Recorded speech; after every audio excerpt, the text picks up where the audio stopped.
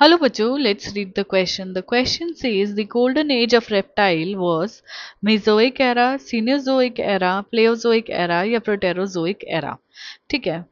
हम क्या करते हैं जब ऑर्गेनिक इवोल्यूशन की हिस्ट्री पढ़ते हैं, मतलब कि हम जो है कैसे इवॉल्व हुए, कैसे जो अभी एडवांस अभी जो हम प्रेजेंट हैं अर्थ पे वो कैसे आए.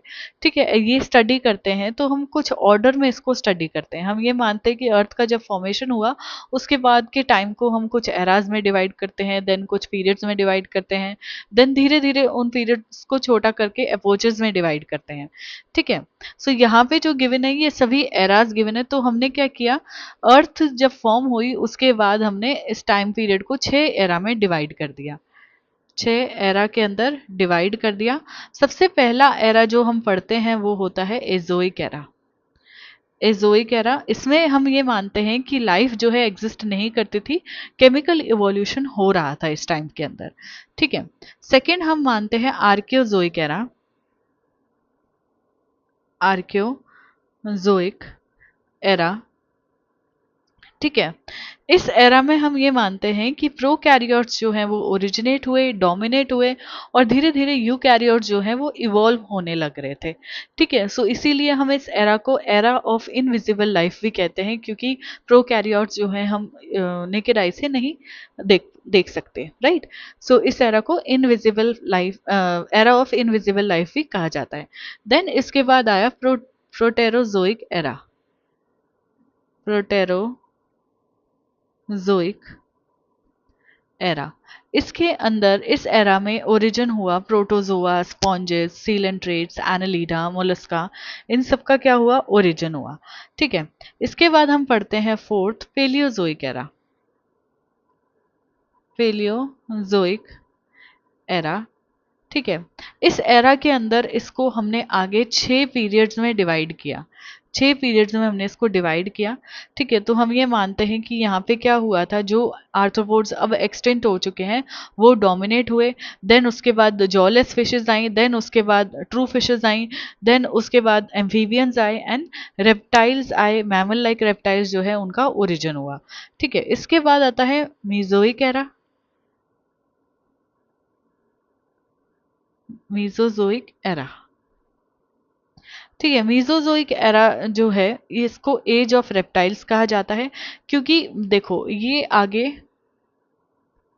3 पीरियड्स में 3 पीरियड्स में डिवाइडेड है.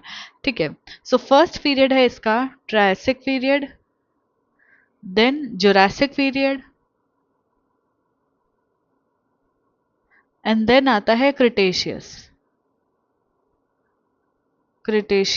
पीरियड. ठीक है. तो इन तीनों ही में क्या हो रहा है, कहीं ना कहीं रेप्टाइल्स जो हैं वो प्रेजेंट है. हम ट्रायसिक पीरियड की बात करें तो यहाँ पे डायनासोर्स का ओरिजिन हुआ था. ठीक है. और कुछ ओविपेरस मैमल्स का भी यहाँ पे ओरिजिन हुआ. जुरासिक पीरियड में हमें पता है Jurassic period golden age of dinosaurs कहा जाता है, यानी कि यहाँ पे डायनासोर्स जो थे वो डोमिनेट कर रहे थे अर्थ को. ठीक है. और यहाँ पे पहले टूथ बर्ड यानी कि हम ऐसी बर्ड की बात करें जिसके टीथ प्रेजेंट थे, जैसे फॉर एग्जांपल हम आर्कियोपेट्रिक्स की बात करते हैं. ठीक है. और कुछ मार्सुपियल मैमल्स जो थे उनका ओरिजिन हुआ. ठीक है. देन क्रिटेशियस पीरियड की बात करें तो क्रिटेशियस में क्या हुआ, डायनासोर सडनली एक्सटेंट हो गए, आर्कियोपेट्रिक्स एक्सटेंट हो गया और प्रिमिटिव प्लेसेंटल मैमल्स का, मॉडर्न बर्ड्स का, इनका क्या होने लगा, ओरिजिन होने लगा. ठीक है. बेसिकली इसको एज ऑफ रेप्टाइल कहा जाता है इस एरा को.